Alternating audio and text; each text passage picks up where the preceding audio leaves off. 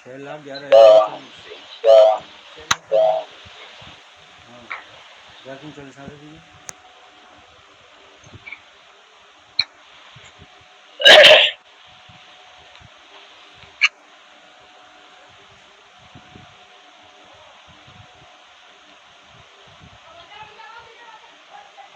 वेद भगवान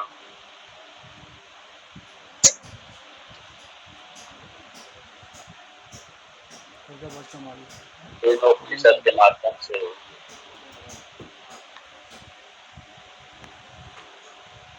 हमसे कृपा कर रहे हैं। अंतिम लक्ष्य मोक्ष को पाने, ब्रह्म को पाने। मोक्ष प्राप्ति मतलब ब्रह्म प्राप्ति, और ब्रह्म प्राप्ति मतलब ब्रह्म ज्ञान के द्वारा। और ज्ञान किसके द्वारा? वेदांत के द्वारा, उपनिषद के द्वारा। क्योंकि उपनिषद वेद के अंतिम भाग में ही है, इसलिए उपनिषदों को वेदांत कहते हैं। और इसी विद्या, और ये विद्या क्या है? ब्रह्म विद्या। इसी विद्या के द्वारा हम ब्रह्म को जानेंगे। देखा नहीं कोई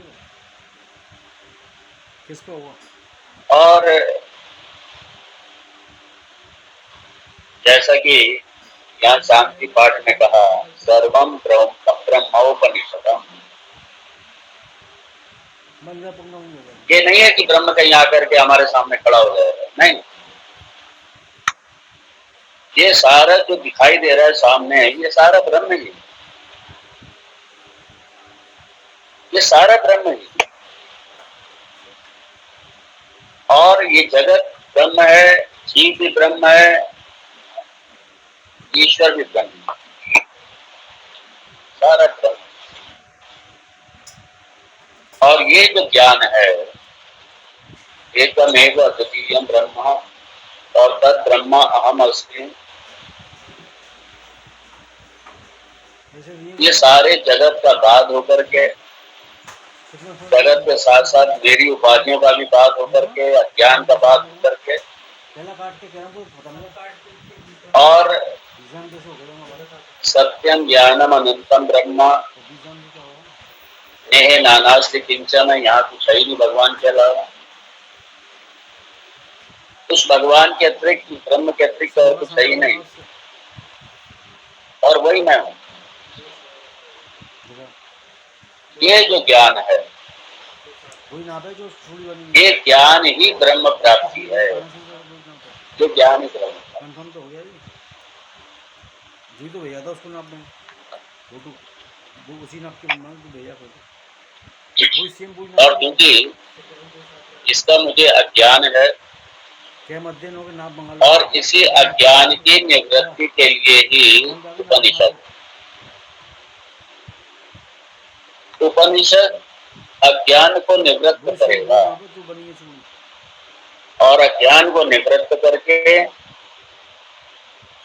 जितने मेरी गलत धारणाएं हैं, जितने मेरी गलत मान्यताएं हैं, जितने मेरे गलत निष्कर्ष हैं, सबका मर्दन करके, सबका मर्दन करेगा। और मुझे मेरे स्वरूप में, जो ब्रह्म स्वरूप से, जो मेरा स्वरूप ब्रह्म स्वरूप है, उसमें अवस्थित करा।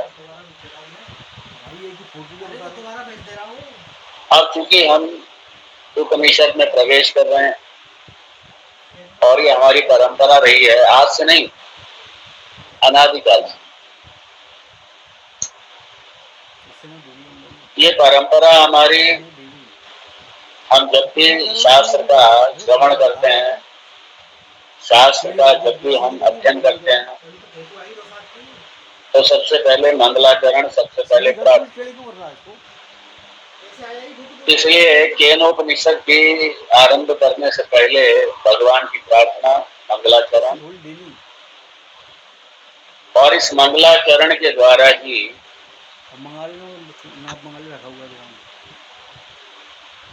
सबसे पहले वेद भगवान ने इस शरीर के स्वस्थ कर दो, क्योंकि वेदांत श्रवण करेंगे, वेदांत का श्रवण मनन निधिध्यासन जो वेदांत की साधना है, तो ये जो वेदांत की साधना है श्रवण मनन निधिध्यासन, ये कब कर पाएंगे? जब शरीर स्वस्थ होगा, हृष्ट पुष्ट होगा। इसलिए अपने शरीर के स्वास्थ्य के लिए, अपनी इंद्रियों के स्वास्थ्य के लिए भगवान से पहले प्रार्थना, हे भगवान मेरे इस तन को, क्योंकि इसका हेतु ही सिर्फ आपकी प्राप्ति है, और इसीलिए हे भगवान इसे स्वस्थ रखें, इस तन को स्वस्थ रखें, मन को स्वस्थ रखें, इंद्रियों को स्वस्थ रखें, स्थूल शरीर सूक्ष्म शरीर सारा स्वस्थ रहे, हृष्ट पुष्ट रहे। क्योंकि सर्वम ब्रह्मोपनिषदम, ये जो उपनिषद का विषय ब्रह्म है, तो जो ब्रह्म को प्रतिपादित करने वाली जो ब्रह्म विद्या, जो उपनिषदों की विद्या, मैं इसको अच्छे से श्रवण कर पाऊं, इसके लिए है। स्वास्थ्य इसी के लिए है। स्वास्थ्य का उद्देश्य भोग नहीं है, स्वास्थ्य का उद्देश्य योग है। ये योग मैंने प्रयोग किया शब्द, ये मत समझ लेना ये जो चल रहा है ये विद्या योग है, समझ लीजिए। ये जो विद्या है ये योग है। वो जो योग के नाम पे चल रहा है वो सारा व्यायाम है, और व्यायाम उस शरीर के स्वास्थ्य के लिए ही बस, और कोई हेतु नहीं है। वो योग नहीं है। योग एक्चुअली, योग नाम ही गलत है। उसको अगर नाम ही देना है तो भारतीय व्यायाम कह सकते हैं, स्वदेशी व्यायाम कह सकते हैं उसको। योग थोड़ी है। योग तो ये है जो आप श्रवण कर रहे हैं, ये योग है। वो तो योग थोड़ी। जीवेश्वर ऐक्य बोध ये योग है, और इसका साधन है वेदांत। इसलिए ये जो आप कर रहे हैं ना, ये साधना है। एक बड़ा कंफ्यूजन है साधना को लेकर। हमने श्रवण तो बहुत करी, अब हम साधना करें। या वैसे कहते हैं नहीं, हम ये वेदांत जानते नहीं, हम तो अपना साधना करते हैं। क्या साधना करते हैं आप? साधन का मतलब जो आपको साध्य से मिलाए वो साधन है आपका, और जब उस प्रक्रिया में लग जाए वही आपकी साधना है। साध्य हमारा क्या है? साध्य हमारा ब्रह्म प्राप्ति है, हमारा ये साध्य है हमारा। और इसकी प्राप्ति का साधन क्या है? इसकी प्राप्ति का साधन है वेदांत, श्रवण मनन और निधिध्यासन। इसलिए जो आप श्रवण कर रहे हैं साधना कर रहे हैं। साधना के नाम पे लोग बस आंखें बंद करके बैठ जाते हैं, बस वो समझते हम तो साधना कर रहे हैं। ये साधना नहीं है क्या? जिसे हम आध्यात्मिक साधना कहते हैं वो ये है। हाँ, श्रवण मनन के बाद में जब आपकी शंकाओं की निवृत्ति हो जाए, अज्ञान की निवृत्ति हो जाए, और जो विपर्य की निवृत्ति के लिए जब आप निधिध्यासन करेंगे, ये वेदांत की साधना, निधिध्यासन रूपी साधना, ये वेदांत की साधना। श्रवण भी साधना है, मनन भी साधना है, निधिध्यासन भी साधना है, तीनों साधना। इसलिए, और ये अध्यात्म की साधना है। साधना को लेकर बड़ा कंफ्यूजन। अब हम साधना करेंगे जाके। आदमी कहता है हम हिमालय पे जाएंगे और साधना करेंगे। उनसे पूछो साधना क्या करोगे आप? साधना का मतलब क्या है? क्या साधना करोगे? किसको साधोगे आप? एनीवे, ये बड़ी प्रॉब्लम है।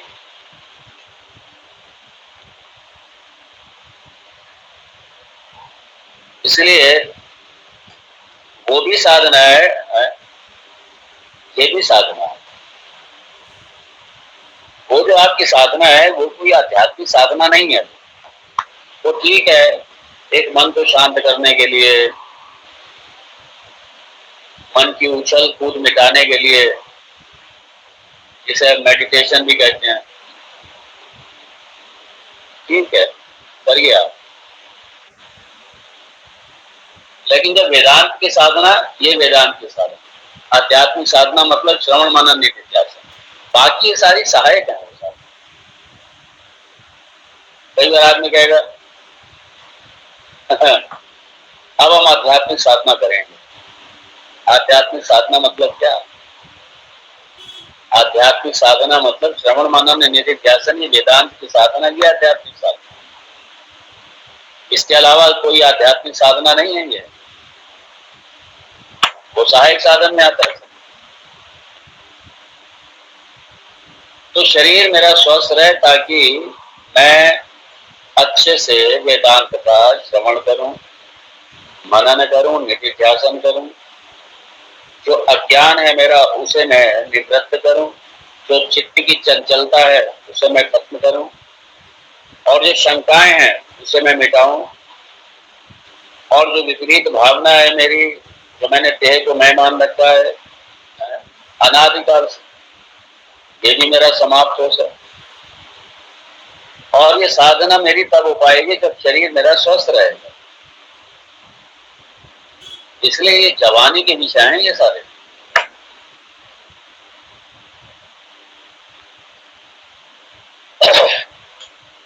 और फिर ये था प्रार्थना में कि हे भगवान, मैं आपका तिरस्कार न करूं, आप भी मेरा तिरस्कार न करें।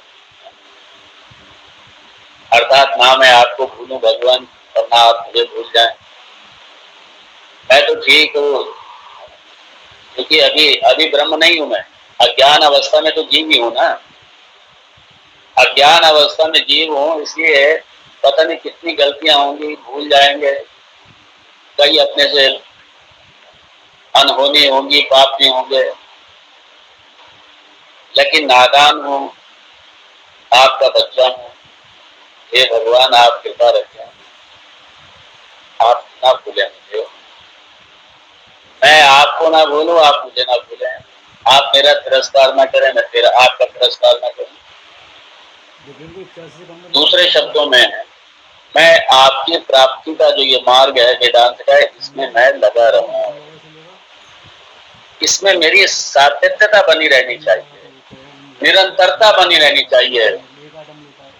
और तब तक मैं लगा रहूं जब तक मैं आपके इस परम पद को, इस मोक्ष पद को, ब्रह्म तत्व को जब तक मैं जान ना लूं, जब तक मैं पा ना लूं। आप मेरे पे कृपा कीजिए, आप मेरे पे कृपा रखिए, आप मेरे पे वरद हस्त रखिए अपना। आपकी कृपा मुझे चाहिए। और साथ में हे भगवान, मैं जानता हूं कि अनादिकाल से इसमें चित्त में बड़ी कुरीतियां, बड़ी वासनाएं, दुर्वासनाएं, और पता नहीं कितने जन्मों का राग द्वेष, और ये सारा मल छुपा हुआ है, भरा हुआ है। आप कृपा कीजिए,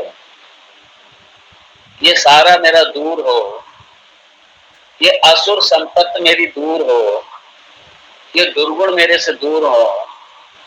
मैं दैवीय संपत्ति, ये मानवीय मूल्य, ये दैवीय गुण, ये दैवीय संपत्ति मैं धारण कर सकूं, मैं इसी के साथ में जीऊं, इसी को अपने जीवन में अपनाऊं। क्यों? क्योंकि बिना इसके वेदांत काम नहीं करेगा। बिना इसके, इसलिए मोहे कपट चल चित्र न भावा, भगवान कहते हैं हे भगवान, आप ये कृपा करो। मैं प्रयास जरूर करूंगा, लेकिन मेरे प्रयास मात्र इतना पर्याप्त नहीं है। मुझे आपकी भी अनुग्रह चाहिए, आपका दुलार चाहिए, आपकी करुणा चाहिए, आपकी कृपा चाहिए, आपका आशीर्वाद चाहिए। आप भी मेरे पे कृपा करो ताकि मैं ये जो असुर संपत्ति है, ये मेरी अपने जो जन्म जन्मांतर के मेरे जो चित्त के जो वासनाएं हैं, जो विषय वासना है, जगत की वासना है, ये सारा मेरा समाप्त हो और मैं आप ही के गुणों को धारण कर सकूं, मैं आपके मूल्यों को अपने जीवन में उतार सकूं, जीवन में ला सकूं। इसलिए हे भगवान, और ये इसलिए कहा था धर्मा ते मयि संतु, उपनिषत्सु धर्मा ते मयि संतु। मेरे अंदर हो वो सारे वो सारे मुझ में आ जाएं। क्यों? क्योंकि अधिकारी बनूं, अधिकारी बनूं, पात्र बनूं। पात्र बनूंगा तभी तो ये ज्ञान मेरा फलित होगा, वरना अगर कुपात्र हूं मैं, अगर कुपात्र हूं मैं, मन ही मेरा मलिन है, मन ही मेरा दोषों से भरा पड़ा है, तो ये ज्ञान हमारा कुछ नहीं करेगा। इसलिए ज्ञान मेरा फलित हो, इसके लिए मुझे अपनी दैवी संपत्ति से भी भरपूर रखिए, ये कृपा और कीजिए आप। इसलिए मयि संतु धर्मा मयि संतु ते, जो आपके द्वारा प्रदत्त जो दैवी गुण है वो मेरे में सब आ जाएं, वो सारे मेरे में आत्मसात हों, सबको मैं धारण करूं, तब जाके मेरा ये वेदांत ज्ञान फलित होगा। और उसके बाद में त्रिविध ताप की शांति के लिए 3 बार शांति, शांति का मतलब यही है। अक्सर हम लोग जो भी मंत्र बोलते हैं, प्रार्थना करते हैं, और प्रार्थना के बाद में शांति शांति शांति होता है। प्रथम शांति जो है ये मेरे आध्यात्मिक ताप से निवृत्ति गई है। आध्यात्मिक ताप मतलब क्या? ये हमारे शरीर संबंधी, हमारे शरीर संबंधी, हमारी काया संबंधी, हमारे मन संबंधी, बुद्धि संबंधी, इंद्रिय संबंधी, ये जो सूक्ष्म शरीर और स्थूल शरीर के जो मेरे ताप, क्योंकि यदि वेदांत श्रवण में अपना शरीर स्वस्थ नहीं है, कोई प्रॉब्लम आ गई, अच्छे खासे बैठे हैं, फीवर आ गया, बुखार आ गया, जब सत्र का समय हो, प्रवचन का समय हो वेदांत के, तो मालूम पड़ा शरीर, सर में दर्द कर रहा है, कमर में दर्द हो रहा है, उठ नहीं पा रहे हैं। ये सारी कई तरीके की समस्याएं।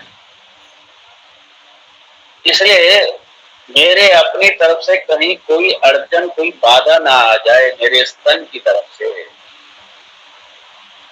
मेरे तन की तरफ से कहीं कोई बाधा ना आ जाए। इसलिए हे प्रभु, मेरे तन मन को शांत रखिए, शांत रखिए, स्वस्थ रखिए, ताकि मैं आपकी अच्छे से वंदना कर सकूं, आपका अच्छे से कीर्तन कर सकूं, भजन कर सकूं। ये कीर्तन है, ये भजन है, ध्यान देना।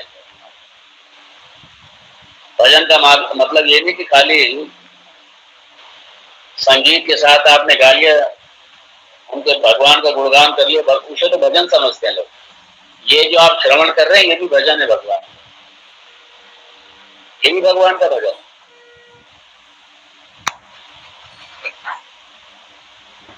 क्योंकि विषय भगवान। तो हे प्रभु, मेरे अपने काया संबंधी मेरे सारा तन, सर से लेकर के पैर तक, सारा तन,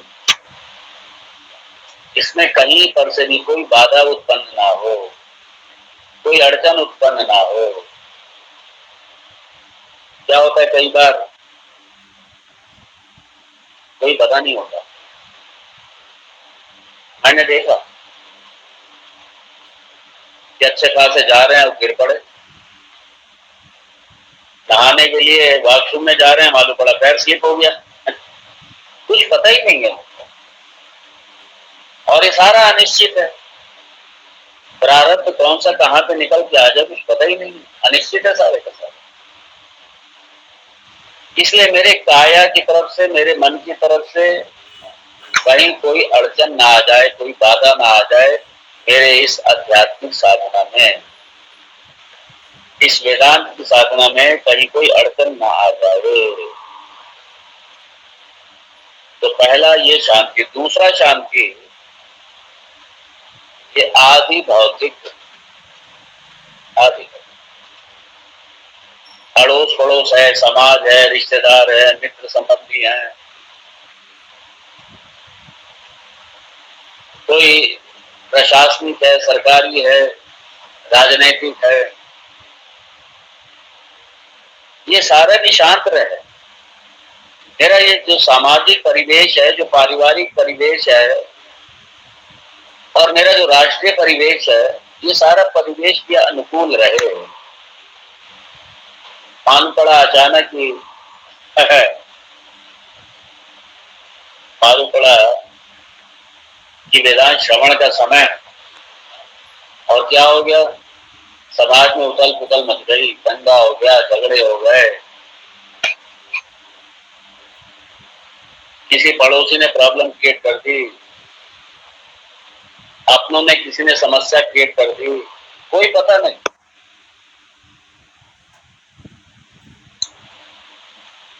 किसी ने आकर आक्रमण ही कर दिया, कंट्री के ऊपर आक्रमण हो गया। ऐसी कई सारी समस्याएं हैं जो दूसरों से आ जाती। भगवान न करे कहीं अड़ोस पड़ोस में किसी की डेथ हो गई, रिश्तेदारी में किसी की डेथ हो गई। ये जो इस तरीके की समस्याएं हैं, ये सारी आदि भौतिक, और ये भी चाह रहे हैं शांत रहें। इसलिए सर्वे भवन्तु सुखिनः में ये तीन ही आते हैं।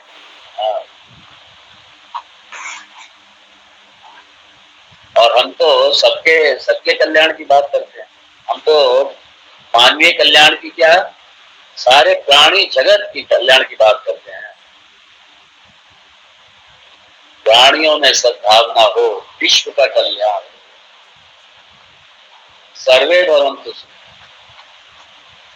बहुजन हिताय बहुजन सुखाय, सर्वजन हिताय सर्वजन सुखाय। क्यों बहुजन हिताय? सर्वजन हिताय सर्वजन सुखाय। सर्व प्राणी, सब जन के, ह्यूमन बीइंग तक क्यों रहे, सारे प्राणी,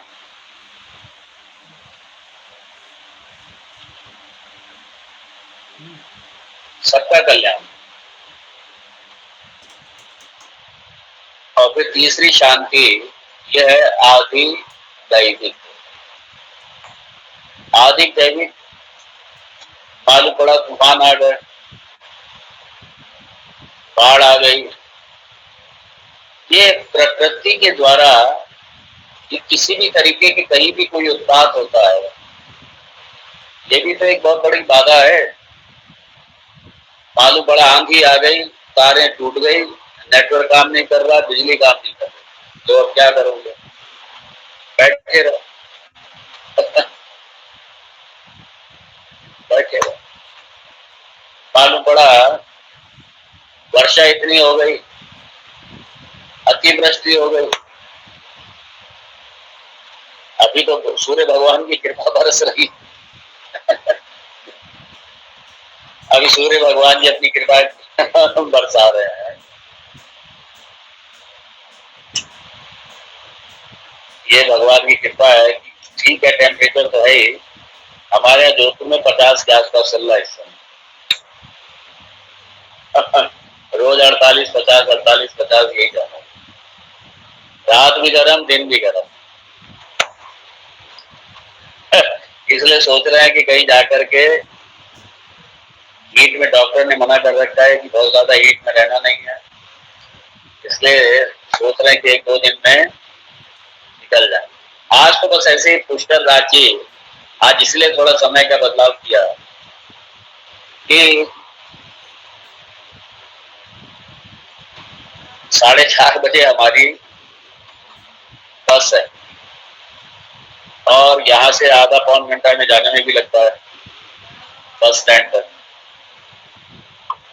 एक भगत है, वो जा रहे थे, पूछा, बोले स्वामी जी आप भी चलिए। मैंने सोचा जाना मुझे था ही वैसे, क्योंकि ज्यादा दूर होता तो शायद नहीं जाते, पास में है। ज्यादा दूर में 250 किलोमीटर है, 5 घंटे का रास्ता है यहाँ से। तो इसलिए सोचा कि चलो शायद भगवान का बुलावा है ये। मेरा कोई प्लान ही नहीं था अपना, बस ये थी इच्छा थी कि ठीक है पुरुषोत्तम मास में एक बार तीर्थ में स्नान होना चाहिए।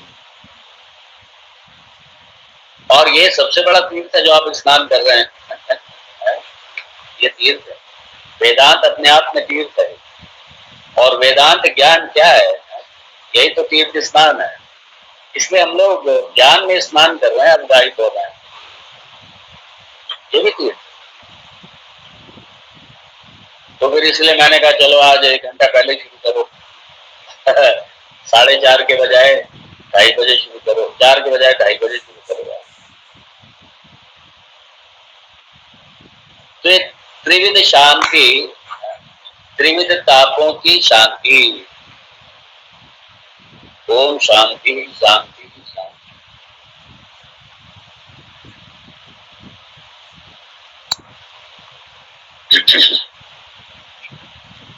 अब पहले संबंध भाष्य में आते हैं। बड़ा अच्छा संबंध भाष्य इसका लिखा है भगवान शंकराचार्य ने। और पहले यही स्पष्ट किया है संबंध भाष्य में कि केनेशितम पतति प्रेषितम मनः। क्योंकि इस मंत्र में प्रश्न बड़ा स्पष्ट है, प्रश्न बड़ा स्पष्ट है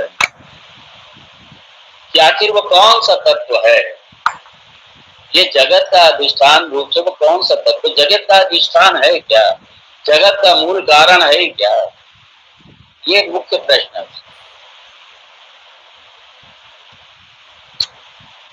और ये प्रश्न मुख्य यही प्रश्न है, लेकिन पूछा अलग तरीके से। शुरुआत की गई ये सूक्ष्म शरीर और स्थूल शरीर से, और ये दिखाया यही गया है उसमें कि ये तो सारा जड़ प्रपंच है, स्थूल शरीर भी जड़ ही है। इसके यहाँ पे रुकते हैं और इसको आगे देखेंगे, ये इसको कनेक्ट आगे करेंगे जाके। अब सवाल ये है, क्योंकि इससे पहले के जो अध्याय हैं वो सारे कर्म का प्रतिपादन करने वाले हैं, वो सारे कर्म का प्रतिपादन करते हैं। अब ये केनेशितम, इस शब्द के द्वारा केनेशितम इत्यादि उपनिषद पर ब्रह्म विषय वक्तव्य। अब इससे ब्रह्म विद्या रूपी जो ये विषय है, अब इसको ये कहना है, इसको कहना है शास्त्रकार को। अब वेद को ये कहनी है, ये वेद विद्या आगे उपनिषद विद्या कहनी है आगे। तो इसलिए अब यहां से टॉपिक बदल गया। 8वें तक पिछले जो अध्याय हो चुके हैं उसमें सारा कर्मकांड का वर्णन था, और अब यहां से ज्ञान कांड शुरू होता है 9वें अध्याय से, अर्थात ब्रह्म विषय अब आरंभ होता है केनशितम शब्द से। और ये केन के आधार पर ही केनोपनिषद इसी से पढ़ा। लेकिन ये मत समझ लेना कि सारे उपनिषद का जो पहला मंत्र है, पहला शब्द है, उसी सारे उपनिषद उसी से शुरू हो गया है, समझ। केन उपनिषद का जो टाइटल है, जो शीर्षक है, वो केनेशितम जो शब्द है इसका केन शब्द से ही हुआ, इसलिए केनोपनिषद। तो यहाँ पे शास्त्रकार कह रहे हैं प्राग एतस्मात् कर्माणि अशेषतः परिसमापितानि। इससे पहले के जो अध्याय हैं उसमें कर्मों का पूर्णता से, सम्यक रूपेण पूर्णता से कर्मों की समाप्ति की गई। और उसमें कुछ उपासनाओं का भी वर्णन है, कर्म के साथ साथ कुछ उपासनाओं का भी वर्णन है।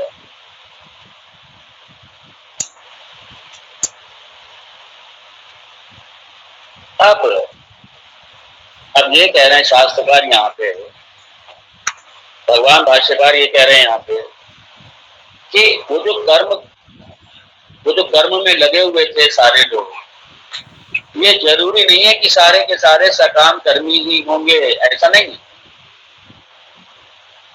उसमें कुछ निष्काम कर्मी भी हैं, कुछ सकाम कर्मी भी हैं, और कुछ ऐसे हैं जो प्राकृत कर्मी भी हैं, अर्थात शास्त्र को नहीं मानने वाले हैं, अपने मन मर्जी से चलने वाले हैं। उसमें ऐसे लोग, इसलिए ये कहा कि जो कर्म कांड में लगे हुए जो निष्काम कर्म हैं, निष्काम कर्म करने वाले हैं, निष्काम कर्म करने वाले जो कर्म कांड में लगी हैं, उनका फल है चित्त शुद्धि, उनका फल है चित्त शुद्धि।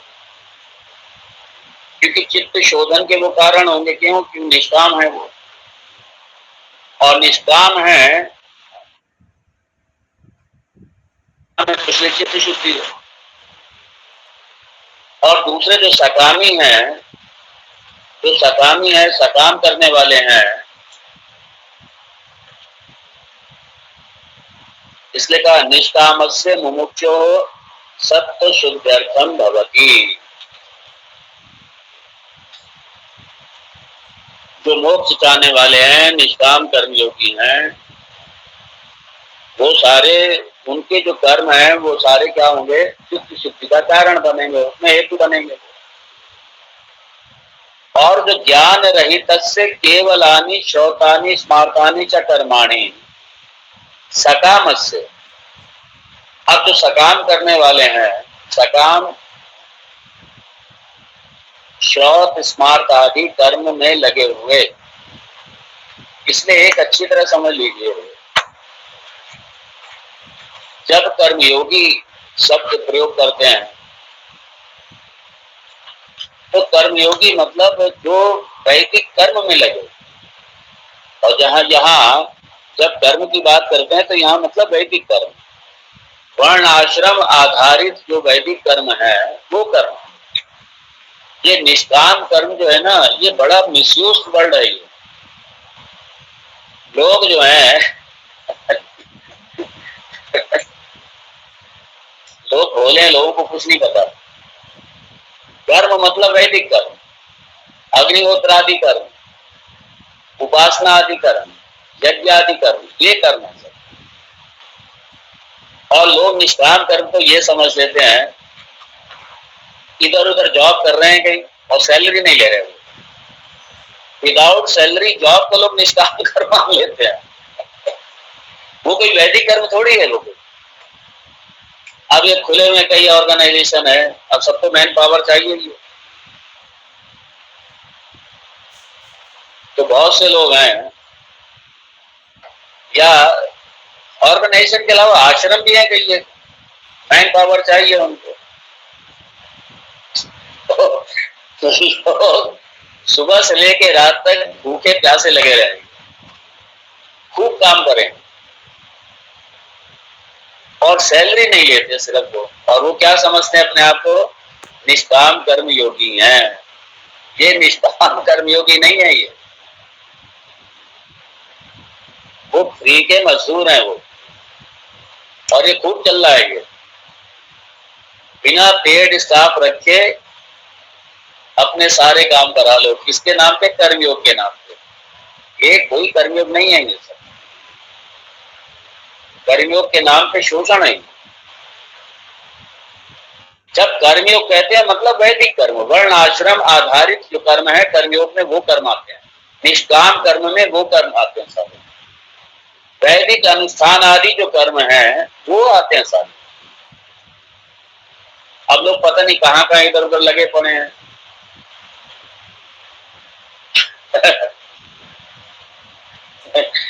और निष्काम कर्म योग तब होगा जब आपका ईश्वर आपका लक्ष्य होगा, ब्रह्म प्राप्ति आपका लक्ष्य होगा। अगर ईश्वर आपका लक्ष्य नहीं है तो फिर आप कर्मयोगी नहीं है, आप फ्री के मजदूर हैं सीधा सीधा। अगर आप कहीं भी कुछ कर रहे हैं तो मजदूर या और फ्री के मजदूर। लोग बड़ा लगे पड़े हैं। अच्छा, दुनिया को ये कहेंगे हम कर्मयोग के साधक हैं और सबको लगाएंगे कर्म में, अपने आप नहीं करेंगे। जितने बैठे हुए ऊपर, हाँ, अपने आप कुछ नहीं करेंगे। अपने आप बढ़िया एसी में ऑफिस में बैठ करके और कोई ना कोई शास्त्र जो भी उनको आता है उल्टा सीधा बैठ करके अध्ययन करेंगे बैठ कर, और सबसे सबको लगाएंगे काम में, अपने आप नहीं लगाएंगे अपने आप को काम। कर्मयोग इतना अब्यूज शब्द है और लोग बिल्कुल भोले हैं, लोगों को पता नहीं है। वो लोग यही समझते हैं करने मतलब सुबह से लेकर रात तक भूखे प्यासे काम करो और बदले में कुछ लो मत, और ये निष्काम करते। ये कोई कर्मयोग नहीं है। इसको जॉब विदाउट सैलरी कहो इसको। मैंने देखा कई लोग उन्होंने अपनी सर्विस में इतनी मेहनत नहीं करी, 40 साल 50 साल की सर्विस करी, उसमें इतनी मेहनत नहीं करी जितना रिटायरमेंट के बाद में मेहनत कर रहे हैं। और क्या मेहनत कर रहे हैं? कोई ईश्वर की साधना वाधना नहीं।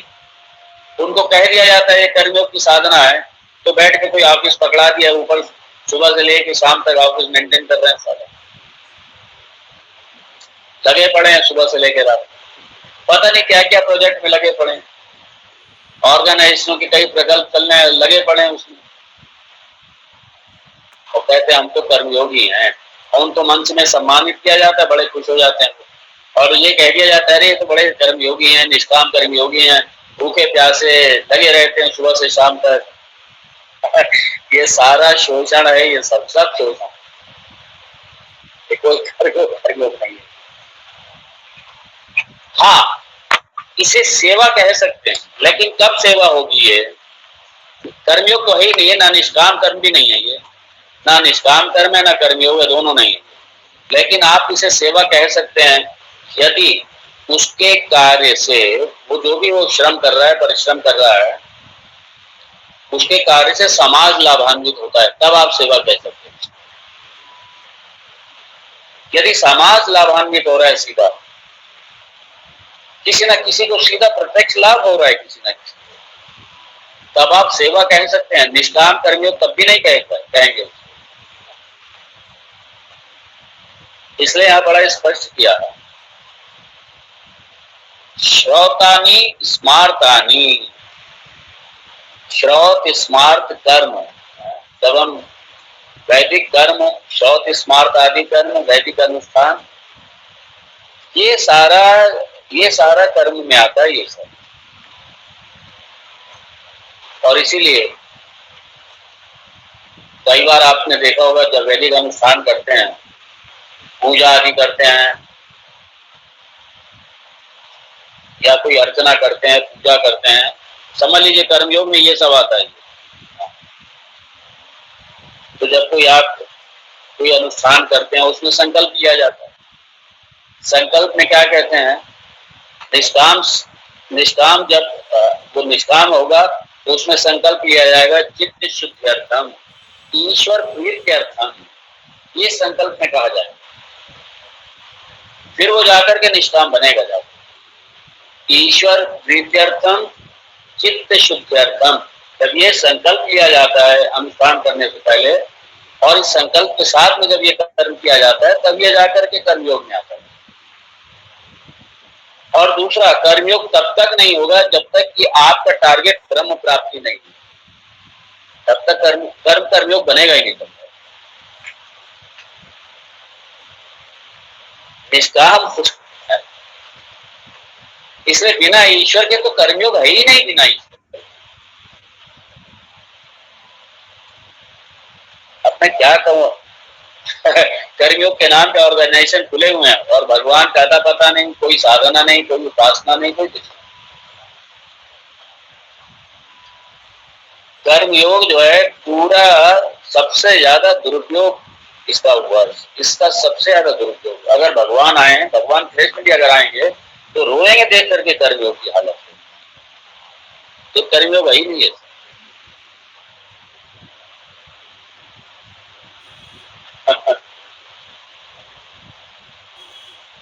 और इसीलिए जो सकाम है, सकाम मतलब अभी वो इस लोक का सुख चाहते हैं, परलोक का सुख चाहते हैं। ऐसे जो सकामी हैं, धन चाहते हैं, संतान चाहते हैं, ऐश्वर्य चाहते हैं, कोई पद चाहते हैं, यश चाहते हैं, कीर्ति चाहते हैं, और अगर इस लोक से भी संतुष्ट नहीं है तो वो परलोक की स्वर्ग का सुख चाहते हैं, वैकुंठ चाहते हैं, देवलोक चाहते हैं। ऐसी जो कामना वाले लोग हैं, ऐसी जो कामना वाले, वो शौक और स्मार्ट आदि कर्म करने वाले सारे, और उनकी गति भी बताई, वो क्या है, वो ठीक है अपना स्वर्ग में जाएंगे, स्वर्ग में जाएंगे, देवलोक में जाएंगे, अपने अपने लोक में जाएंगे, और अपना फिर क्या होगा है? वो वापिस आ जाएंगे। इसलिए दक्षिण मार्ग प्रतिपत्तये पुनरावृत्तये च भवन्ति, पुनरावर्तन के लिए वो हेतु बनते हैं, वो आ जाएंगे, वापिस आ जाएंगे। ये जो सकाम कर्मी है वो। निष्काम कर्मी है वो चित्त शुद्ध। और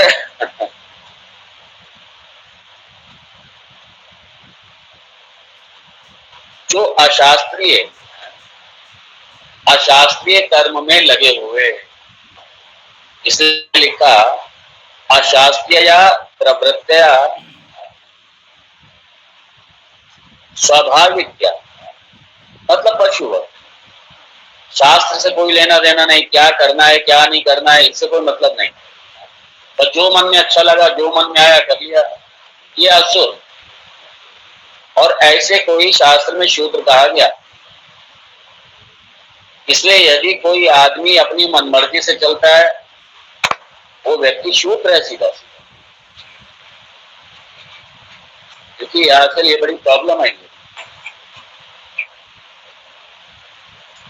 इस वर्ण व्यवस्था को समझा ही नहीं गया सही तरीके से। अब मैं उसमें जाऊंगा नहीं। तो शास्त्र की अनदेखा करने वाले, मनमौजी अपने अपने तरीके से काम करने वाले, जो समझ में आया किया, जैसे मर्जी किया, शास्त्र से कोई लेना देना ही नहीं। तो ऐसे लोग जो हैं, उनकी गति भी बताई, क्या अधोगति ही, वो अधोगति की तरफ जाएंगे सारे। वो क्या करेंगे, वो ऐसे शुद्राणी असकृत वर्तनी भूतानी, वो क्षुद्र जीव हैं, वो पामर जीव हैं, वो अधोगति है उनकी। और वो क्या है, आते रहेंगे जाते रहेंगे, जायस्व प्रियस्व, बस। क्योंकि वो हायर लोक में जाएंगे नहीं, भूल जाइए, उच्च लोक में तो जाएंगे नहीं। और इस लोक में भी जब वो जन्म लेंगे तो वो क्या करेंगे, अधोगति में जाएंगे, अधोगति में जाएंगे।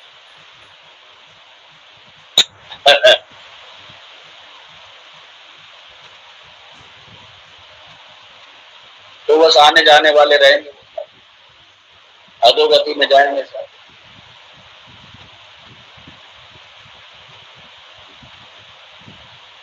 इसलिए भगवान, क्योंकि इस अभी तक जो आठवां 8वां अध्याय थे, उसका यहाँ पे निष्कर्ष उपस्थित कर रहे हैं भाष्यकार, क्योंकि संबंध भाष्य, इसलिए उससे कनेक्शन देना। संबंध मतलब कनेक्शन देना उससे। क्या कनेक्शन, क्या पिछला उसका।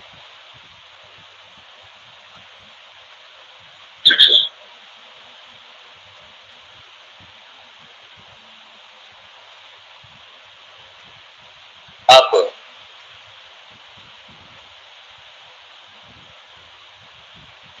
यहाँ पे भाष्यकार कह रहे हैं विशुद्ध सत्वस्य तो निष्कामस्य,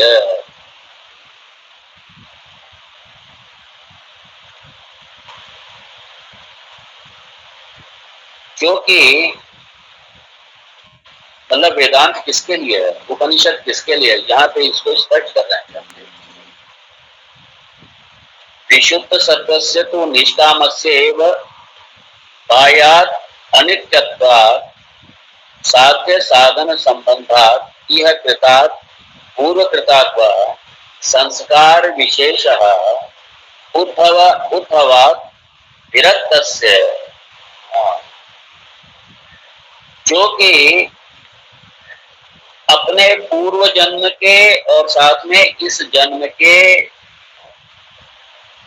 सारे कर्मों से उसने समझ लिया कि क्योंकि ये सारे कर्म अनित्य हैं और सारे कर्म क्या हैं, नाश वाले हैं, सारे अनित्य हैं सारे, इसलिए इनसे जो भी प्राप्त होगा वो अनित्य ही होगा, जो भी प्राप्त होगा वो अनित्य होगा, और जो भी प्राप्त होगा वो विनाश वाला ही होगा, क्योंकि उसने देख लिया, उसने अपने पूर्व जन्मों का भी देख लिया, उसने ये एनालिसिस कर लिया। परीक्ष लोकान कर्मचितान ब्राह्मणा निर्वेदा माया नास्त्या कृता कृति, उसने समझ लिया बहुत अच्छी तरह। उसने समझ लिया कि जो मुझे चाहिए वो कर्म से मिलने वाला नहीं है, कर्म से मुझे जो भी मिलेगा वो सारे का सारा अनित्य होगा, अपूर्ण होगा और नश्वर होगा। समझ लिया कि जो वेद पूर्व भाग है, जो कर्म कांड है और कर्म कांड के जितने भी अनुष्ठान है, वो सारे के सारा जो मुझे चाहिए उन सबसे वो मुझे मिलेगा नहीं। ये एनालिसिस अच्छी तरह से कर दी, और साथ में उसका चित्त शुद्ध है, मतलब राग द्वेष से परे है वो। अब उसका टारगेट ब्रह्म प्राप्ति है सिर्फ, और उसने समझ लिया कि ब्रह्म प्राप्ति कुछ भी कर लें, करने से ब्रह्म नहीं मिलेगा, कुछ करके ब्रह्म की प्राप्ति नहीं होगी, क्योंकि कर्म से अपूर्णता हाथ लगेगी। कर्म खुद समय से बंधा हुआ है, देश काल सीमा से बंधा हुआ है, इसलिए कर्म से मिलने वाला जो फल है वो भी देश काल की सीमा से बंधा हुआ ही होगा, इसलिए जो मुझे चाहिए वो कर्म से मिलने वाला नहीं है। परीक्ष लोगान उसने अपने सारे अनुभवों को और सारी परीक्षा करके देख लिया है, सब एनालिसिस करके देख लिया उसने,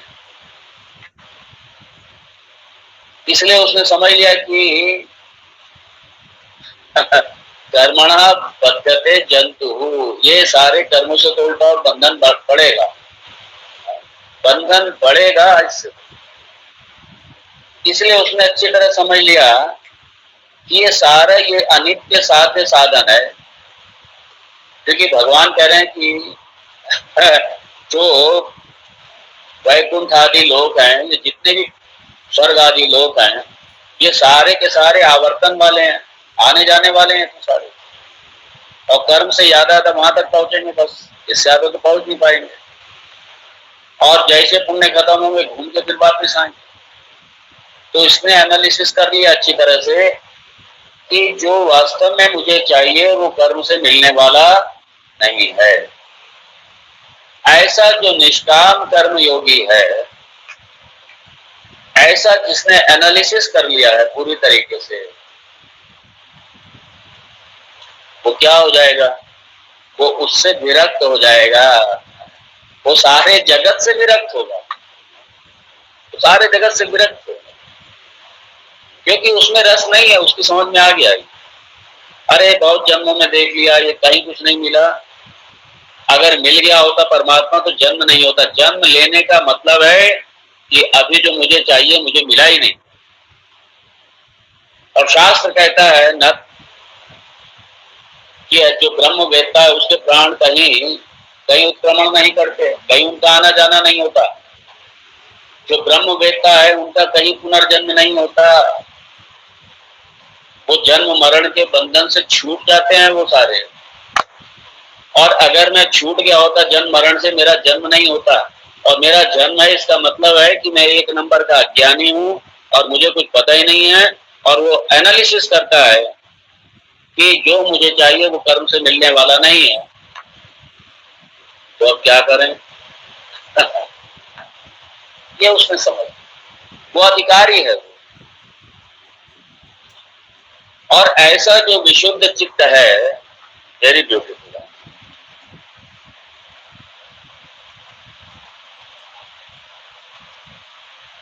बहुत सुंदर है।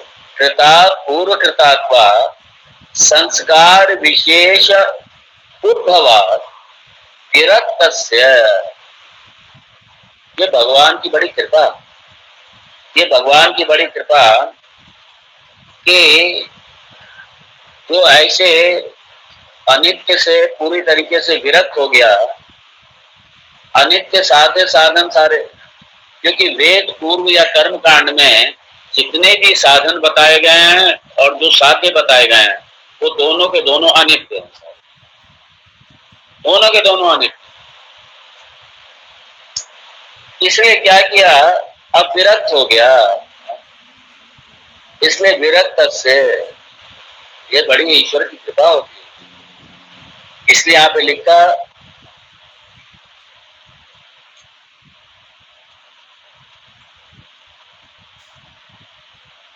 संस्कार विशेष उद्भवा।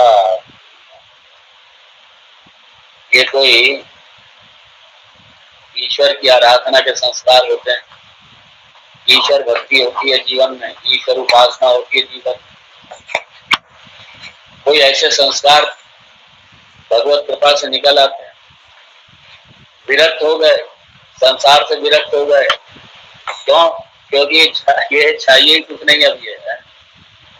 जब ऐसा होता है कोई, तब जाकर के आत्म विषयक जिज्ञासा, तब प्रत्येक आत्म विषया जिज्ञासा प्रवर्तते, तब जाकर के प्रवर्तित होता है, तब रूपांतरित होता है किसमें, ये प्रत्येक आत्म विषया मतलब ब्रह्म विषया, आत्म विषया ब्रह्म विषय। तब आत्म विषय में, ब्रह्म विषय में तब कहीं जाकर के जिज्ञासा होती है, तब जिज्ञासा होती है। और जब ये जिज्ञासा होती है तो फिर क्या करे, सब गुरु में वादिगच्छे।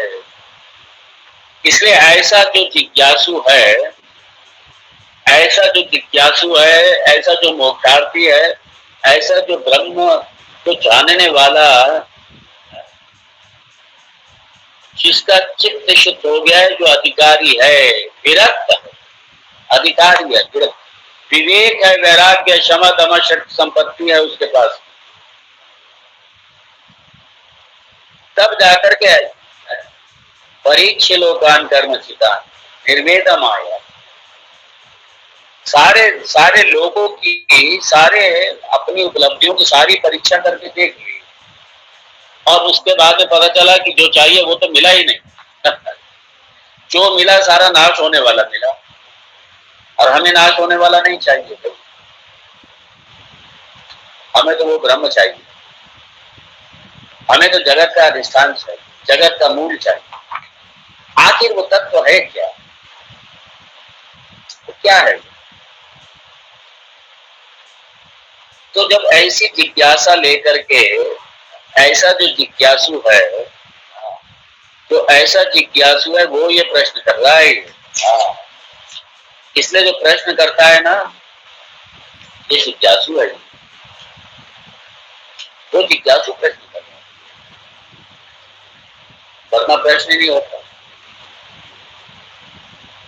वरना प्रश्न नहीं होता।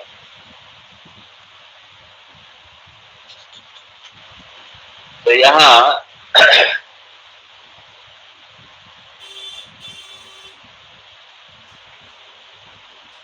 इसलिए कहा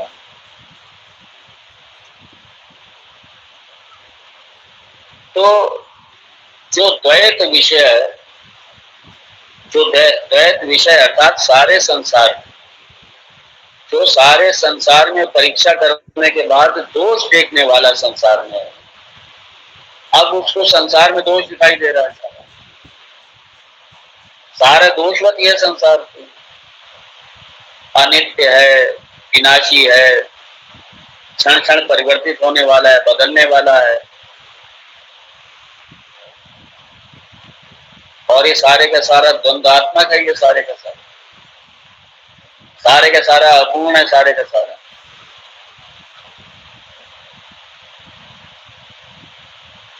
अब वो ये समझ रहा है अच्छी तरह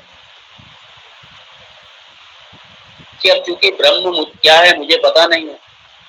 हाँ ठीक है, सुन रखा है मैंने, शास्त्र कह रहे ठीक है सर्वम ब्रह्म, लेकिन मुझे तो ब्रह्म दिखाई नहीं दे रहा। इसलिए आखिर वो ब्रह्म है क्या, वो ब्रह्म है क्या, मैं उसे जानना चाहता हूं। दूसरे शब्दों में अज्ञान को मिटाना चाहता हूं, अपने अज्ञान को, अपनी अविद्या को मिटाना चाहता हूं। ऐसा जो जिज्ञासु है, ऐसा जो मोक्षार्थी है, ऐसा जो विरक्त है, ऐसा जो पात्र है,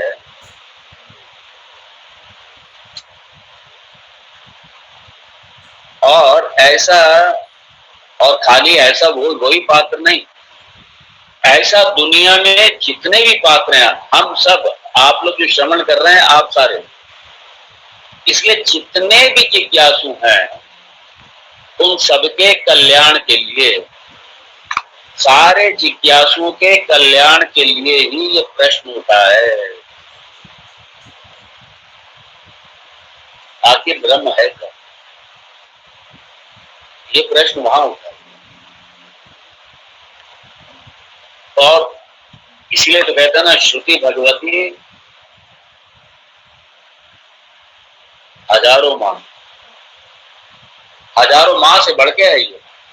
इसी के आगे भाष्य में शायद भगवान शंकराचार्य लिखेंगे, श्रुति भगवती को उन्होंने सबसे बड़ी माँ बताई, क्योंकि बाकी जितनी माँ हैं, तो गर्भवास देने वाली जितनी माँ है, गर्भ में रखने वाली है ना माँ, सारी जितनी भी माँ है सब गर्भ में रखने वाली हैं, और गर्भ में रख करके संसार में जन्म देने वाली हैं।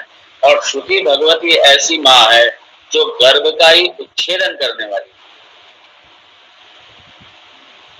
ये संसार से, भवसागर से पार लगाने वाली यही माँ है। बाकी अनगिनत माँ है हमारी हो चुकी हैं, सबने संसार में ही हमें जन्म दिया, और ये श्रुति भगवती ऐसी माँ जो संसार के पार लगाए, संसार के पार। इसलिए बड़ी करुणामयी है ये माँ, वात्सल्यमयी है श्रुति भगवती, इसलिए वेद वात्सल्यमयी है, वेद मंत्र सारे वात्सल्यमयी है। इनका वात्सल्य छलक रहा है, इनका वात्सल्य, इनकी कृपा है, करुणा है माँ। और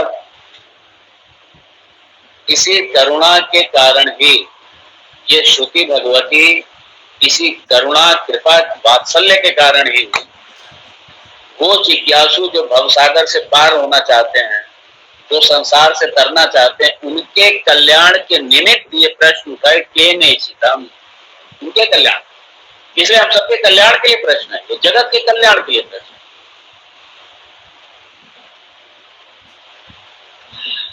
यहाँ पे मैं विराम दूंगा, बाकी कल हम लोग देखेंगे। ओम तत्सत।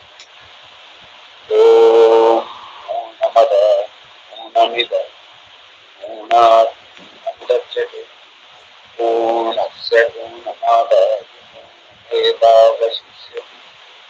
ओम शांति शांति शांति। शंकर और